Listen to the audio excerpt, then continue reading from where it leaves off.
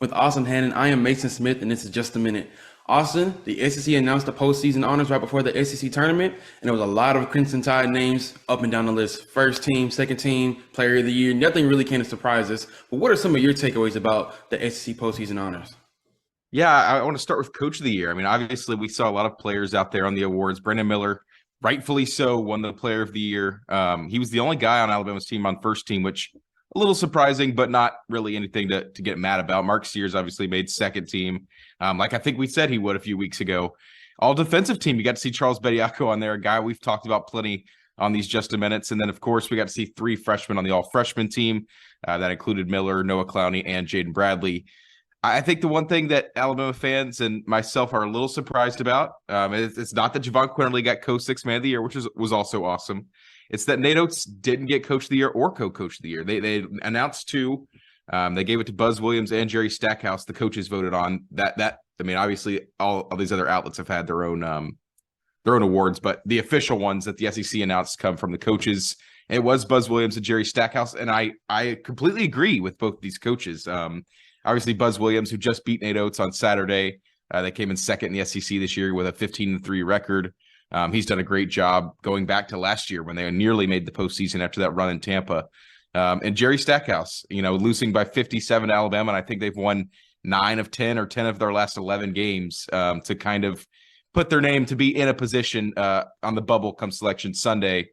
But I'm surprised that we don't see Nate Oates there. Obviously, the talent was there. Obviously, if you're looking at these teams, he had plenty of talent to work with this year, but they're the SEC champions, aren't they? I think that's a good enough reason to maybe put your name in there for Coach of the Year, but I'm not shocked by the fact that they put Buzz and Stackhouse on there. But Jerry Stackhouse being a team that they might not make the NCAA tournament, probably won't make the NCAA tournament versus a coach like Nate Oates, whose team is still in a position for a number one overall seed.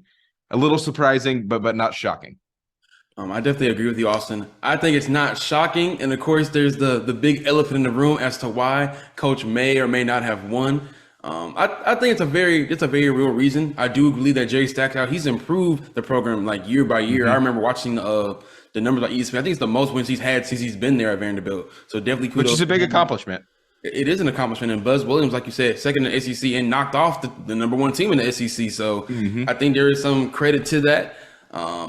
I will refrain from dipping into that part of the argument where why Nate Oates didn't get it. But I do believe I'm happy that Brandon Miller did get Player of the Year, Freshman of the Year. I'm happy that Mark Sears got it. To your point, I think Noah Clowney deserves an All SEC team recognition. Yeah. I think he's, as much as he's grown, you can make the argument that him and Sears kind of were back and forth between second best players. Why? Because Sears, definitely perimeter scorer, definitely like probably the best true guard on the team. Noah Clowney is probably like behind Bediako, the most well-rounded big, top 5 in the rebounding. He did a lot for that team. And then Javon Quinterly, of course, fantastic co-six man of the year. Such a redemption arc. I think Javon Quinterly deserves like a movie. He should have a movie produced about him on streaming service. But at the end of the day, Alabama has a lot of awards, individual and team awards, and they have one more they're trying to find for it right now, which is a Friday matchup in the SEC tournament in Nashville, Tennessee, where Austin, you will be there, correct?